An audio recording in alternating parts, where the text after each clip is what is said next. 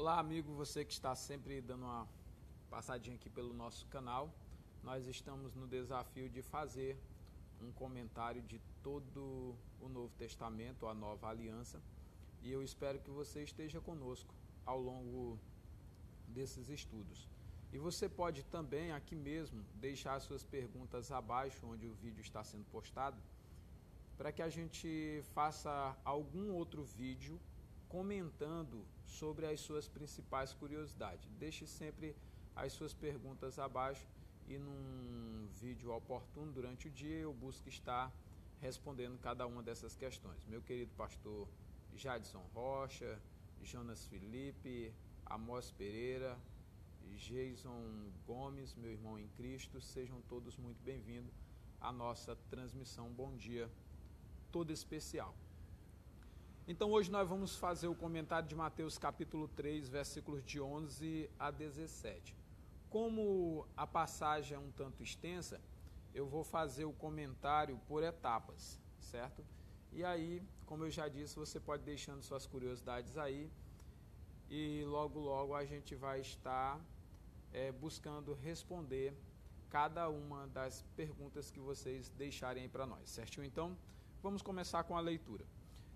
Em Mateus capítulo 3, a partir do versículo 11 diz: Eu vos batizo com água para arrependimento, mas aquele que vem depois de mim é mais poderoso do que eu, cujas sandálias não sou digno de levar. Ele vos batizará com o Espírito Santo e com fogo.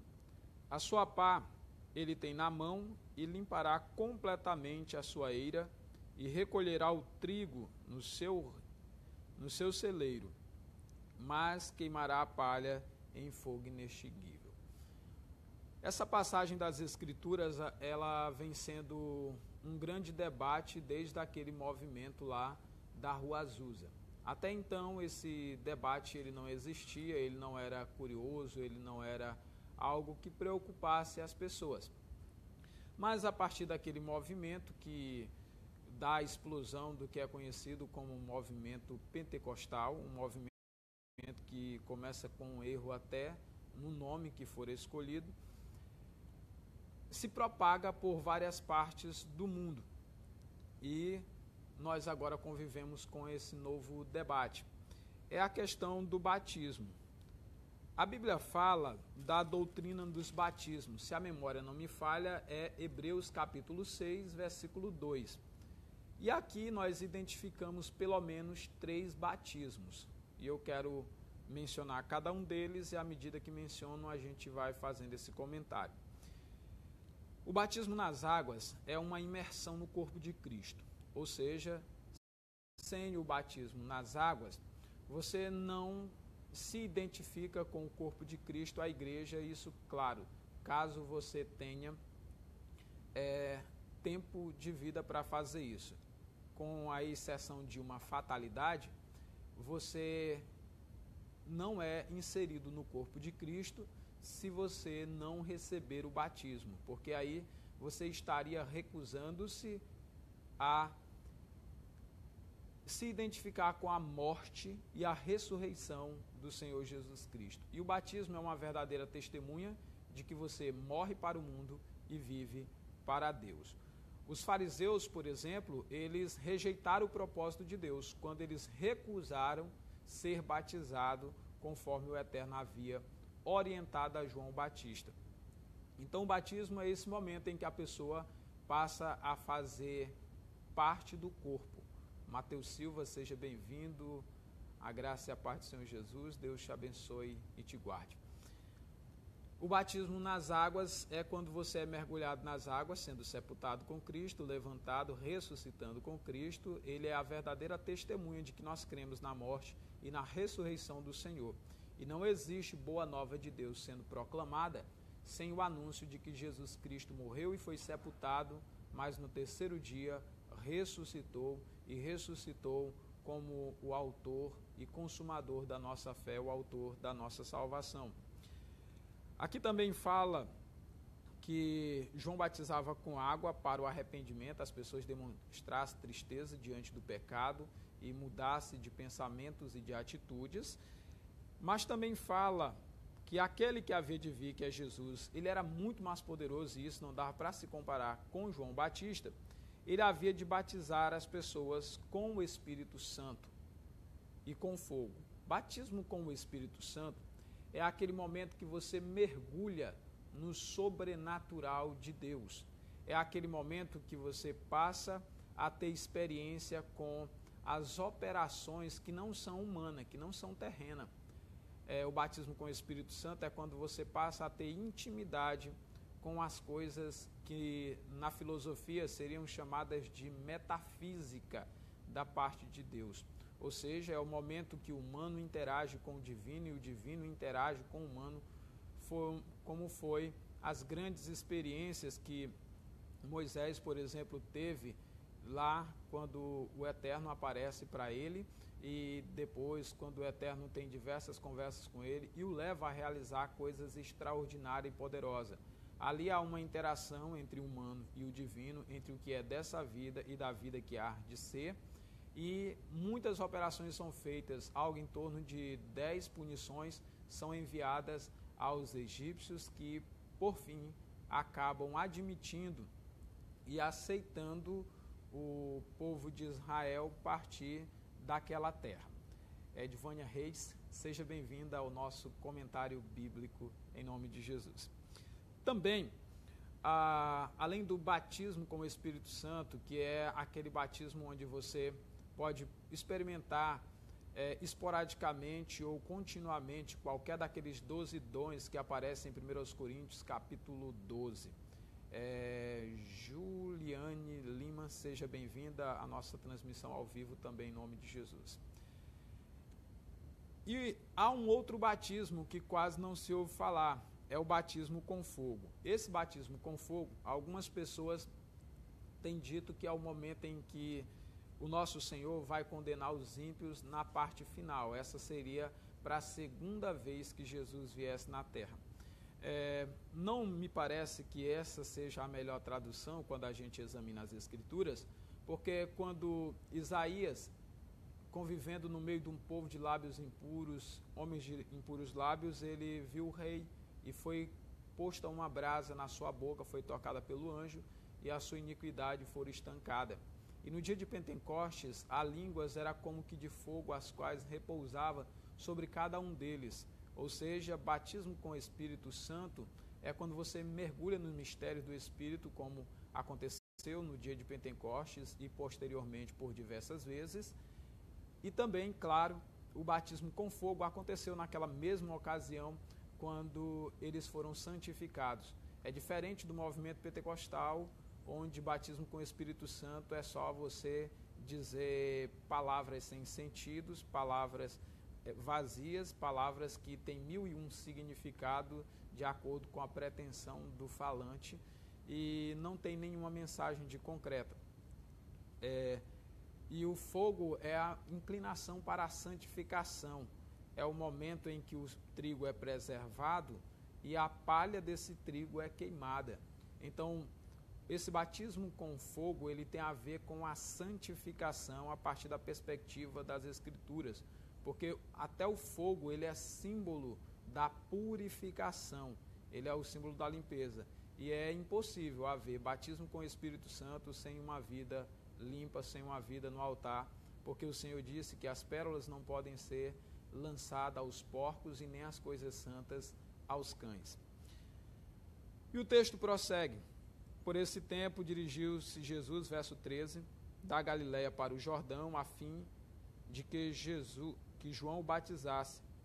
Ele, porém, o dissuadia, dizendo: eu é que preciso ser batizado por ti, e tu vens a mim? Mas Jesus respondeu: deixa por enquanto, porque assim nos convém cumprir toda a justiça de Deus. E ele o admitiu. Essa passagem que nós acabamos de ler, ela fala de algo interessante. Jesus procurou o batismo. Se o batismo era para o arrependimento dos pecados, Jesus tinha algum pecado por ele ter procurado o batismo? Não, mas ele estava fazendo algo muito mais profundo. Ele estava demonstrando que é necessário procurar o batismo, porque é necessário que a gente seja obediente como servo de Deus em todas as coisas que Deus nos ordenou, que Deus nos permitiu. Em Jesus não havia necessidade de arrependimento, não havia necessidade de se identificar com a sua própria morte e com a sua ressurreição.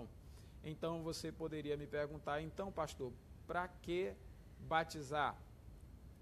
Quando João admitiu, ele disse algo interessante, que convinha que se cumprisse. Jesus disse que era necessário que se cumprisse nele toda a justiça de Deus. Quero agradecer aí o Raimundo Gomes pela presença, José Santos também pela presença, Leonardo Nascimento, sejam bem-vindos à nossa transmissão ao vivo. Quando Jesus foi para conversar com João e João admitiu o batismo, ele disse para João, olha João, convém que nós se cumpra toda a justiça de Deus, demonstrando algo muito interessante para João.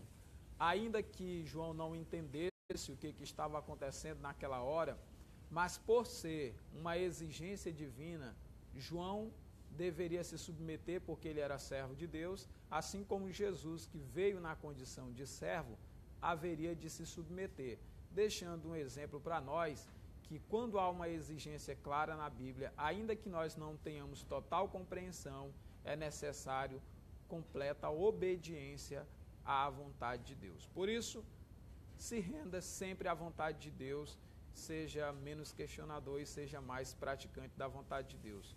O fato de ser menos questionador não significa que você será menos estudioso. Seja bastante estudioso, tenha mais disposição para obedecer do que para questionar, porque disso depende a tua edificação.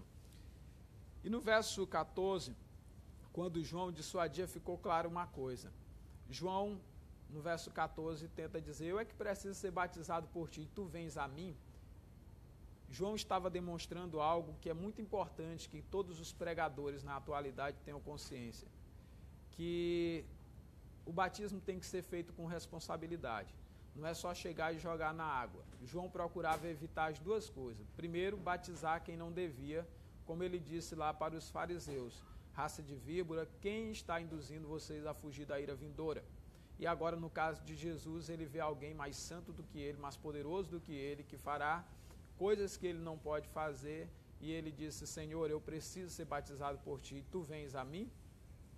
Então João estava demonstrando que ele tinha a responsabilidade de nem agir com excesso, permitindo qualquer um, e nem se orgulhando de querer batizar qualquer pessoa que viesse a ele, mas tendo a humildade de reconhecer que havia alguém maior do que ele, nos dando também um exemplo de como devemos nos comportar diante do Senhor, sempre o reverenciando em tudo. O batismo nas águas, como nós já falamos, é uma das formas de cumprir as exigências de Deus, que é, primeiro, fazer parte do corpo de Cristo, ser imergido nesse corpo de Cristo terreno, fazendo parte e sendo membro da igreja aqui na terra, que é representada como a noiva do Cordeiro. E também para que a justiça de Deus se cumpra em nossas vidas. E mais, demonstrando que estamos arrependidos por termos vivido uma vida pregressa e regressa no passado, no pecado, tendo prazer naquilo que nos destruía. Por fim, nós temos os versos 16 e 17 que diz, batizado Jesus, saiu logo da água e eis que se lhes abriram os céus, e viu o Espírito descendo como pomba vindo sobre ele. E eis uma voz que dizia, este é o meu Filho amado em quem me comprazo. Aqui há uma grande revelação, uma das maiores revelações que Deus fez da sua unidade composta. Deus, sendo o único Deus, ele se manifestou à humanidade no passado, e lá no princípio da criação diz que no princípio Deus criou os céus e a terra, e quando a terra estava sem forma e vazia, o Espírito de Deus se movia sobre a face das águas. É interessante que naquela situação a gente só consegue ver Deus e o Espírito Santo, mas não conseguimos ver Jesus. Mas quando chegamos em João 1:1, ele diz que no princípio era o verbo que estava com Deus, e esse verbo era Deus. Então há uma unidade tão integrada que há momentos nas Escrituras que a gente não consegue ver três, há momentos que a gente só consegue ver dois, Deus e o Espírito. Na antiga aliança é isso que a gente vê, apenas Deus e o Espírito Santo. Na nova aliança já é diferente, a gente só consegue ver pelo texto Deus e o nosso Senhor Jesus Cristo com distinção.